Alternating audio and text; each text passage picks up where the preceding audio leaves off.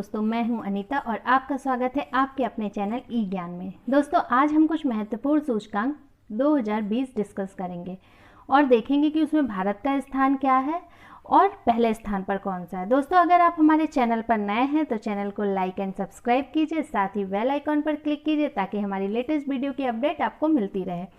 दोस्तों, सबसे पहले हम देखेंगे पर्यावरण प्रदर्शन सूचकांक 2020 इन्वायरमेंट परफॉर्मेंस इंडेक्स 2020।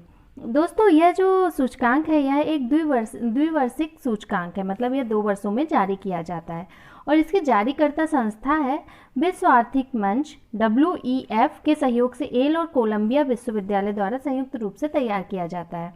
दोस्तों, इसकी रैंकिंग के लिए 11 अलग अलग मुद्दों से संबंधित 32 संकेतकों पर विचार किया गया है और अगर इन 11 मुद्दों की बात करें तो वो हैं जैव विविधता और आवास 15%, पारिस्थितिक सेवाएं 6%, वायु गुणवत्ता 20%, स्वच्छता और पेयजल 16%, जल संसाधन 3%, कृषि 3%, अपशिष्ट प्रबंधन 2%, भारी धातु 2%। साथ ही सूचकांक ने राष्ट्रीय और अंतर्राष्ट्रीय स्तर पर पर्यावरणीय प्रदर्शन पर 10 वर्ष का अवलोकन किया है।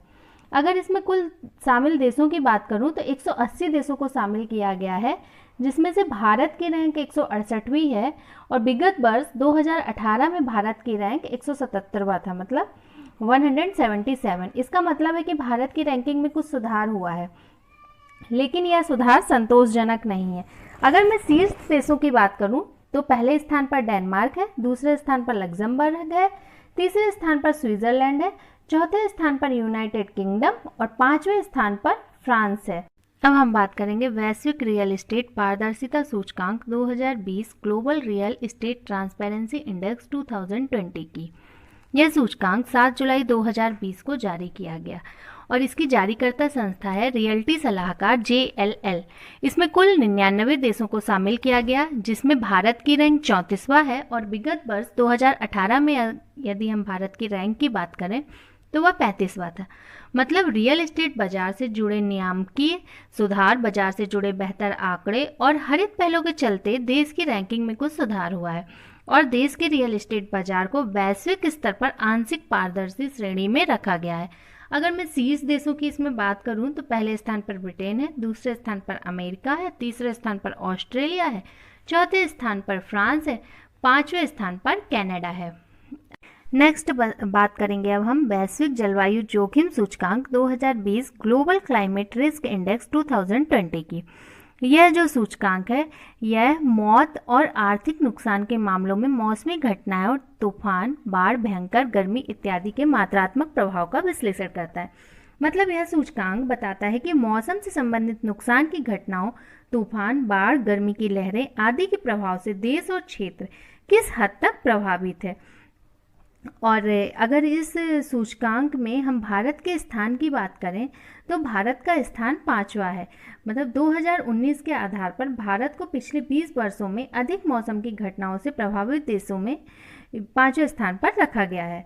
शीर्ष देशों की बात करें तो पहले स्थान पर जापान है, दूसरे स्थान पर फिलीपींस है, तीसरे स्थान पर जर्मनी है, चौथे स्थान पर म्यांमार है और 5वें स्थान पर भारत है।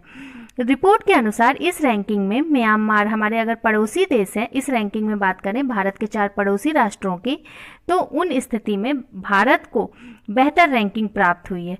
रिपोर्ट के अनुसार इस रैंकिंग में म्यांमार तीसरे, बांग्लादेश 7वें, पाकिस्तान 8वें और नेपाल 11वें स्थान पर है। अब हम बात करेंगे वैश्विक विनिर्माण जोखिम सूचकांक 2020 ग्लोबल मैन्युफैक्चरिंग रिस्क इंडेक्स 2020 की।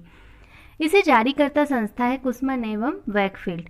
यह एक वैश्विक वाणिज्यिक रियल एस्टेट सर्विस फर्म है और इसका मुख्यालय शिकागो में है और इस सूचकांक में 4 मुख्य बातों का मूल्यांकन किया गया है। सबसे पहली बात अगर हम बताएं तो बाउंस बैक एबिलिटी। इसके अंतर्गत विनिर्माण कार्यों को फिर से शुरू करने की अनुमानित क्षमता के अनुरूप परिरोध उपायों में ढील दी जाती है और व्यावसायिक प्रक्रिया पुनः शुरू होने लगती है। दूसरी बात है इसमें शर्तें। इसमें कुशल मानव संसाधन की उपलब्धता और बाजारों तक पहुंच के साथ व्यावसायिक वातावरण को शामिल किया गया है।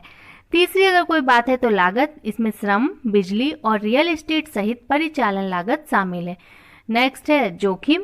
इसमें राजनीति, आर्थिक और पर्यावरण जोखिम को शामिल किया गया है। इस सूचकांक के लिए मतलब इस इंडेक्स में यूरोप, अमेरिका और एशिया प्रशांत क्षेत्रों को 48 देशों को शामिल किया गया है। मतलब इसमें कुल 48 देश शामिल किए गए, जिसमें से भारत का स्थान तीसरा है, जबकि विगत वर्ष 2019 में भारत का स्थान चौथा था। अगर हम शीर्ष देशों की बात करें तो पहले स्थान पर चीन है, दूसरे स्थान पर अमेरिका है, तीसरे स्थान पर भारत है। करेंगे व्यापार सुगमता सूचकांक 2020 ease of doing business index 2020 की। यह सूचकांक क्या अगर जारीकर्ता संस्था की बात करूं तो इसे विश्व बैंक द्वारा जारी किया जाता है। यह सूचकांक किसी भी देश में व्यापार की सुगमता को मापता है। व्यापार की सुगमता से हम समझते हैं कि व्यवसाय को शुरू करना, निर्माण परमिट, विद्युत संपत्ति का रजिस्ट्रेशन, ऋण उपलब्धता, अल्पसंख्यक निवेशकों की सुरक्षा, करों का भुगतान करना, सीमा पार व्यापार, अनुबंध लागू करना, दिवालिया होने पर समाधान आदि मानक शामिल हैं। इस सूचकांक के लिए कुल 190 देशों को शामिल किया गया था, जिसमें भारत का स्थान 63 है। और अगर मैं शीर्ष देशों की बात करूं तो पहले स्थान पर न्यूजीलैंड है, दूसरे स्थान पर सिंगापुर है, तीसरे स्थान पर हांगकांग है, चौथे स्थान पर एसआर चीन है, पांचवें स्थान पर डेनमार्क है। अंतिम स्थान की अगर बात करें तो अंतिम स्थान पर सोमालिया है, मतलब 190 स्थान। नेक्स्ट अब हम बात करेंगे हैनले पासपोर्ट इंडेक्स 2020 की। यह सूचकांक अंतर्राष्ट्रीय हवाई परिवहन संघ से एकत्रित डाटा के आधार पर किया जाता है और इस सूचकांक की जारीकर्ता संस्था है हैनले और पार्टनर्स। इस पासपोर्ट सूचकांक से ज्ञात होता है कि कोई पासपोर्ट धारक बिना वीज़ा कितने देशों में जा सकता है और इस सूचकांक के लिए कुल 199 अलग अलग पासपोर्ट और 227 अलग अलग यात्रा स्थलों पर विचार किया गया। इस सूचकांक में भारत का स्थान 84 है और अगर मैं शीर्ष देशों की बात करूं तो जापान पहले नंबर पर है। जापान पिछले 3 सालों से शीर्ष रैंक के पदों पर है। दूसरे नंबर पर सिंगापुर है, तीसरे पर जर्मनी, चौथे नंबर पर दक्षिण कोरिया, पाँचवें में इटली, छठा स्थान फिनलैंड को मिला है, सातवें पर स्पेन, आठवें में लग्जमबर्ग और 9वें स्थान पर डेनमार्क है।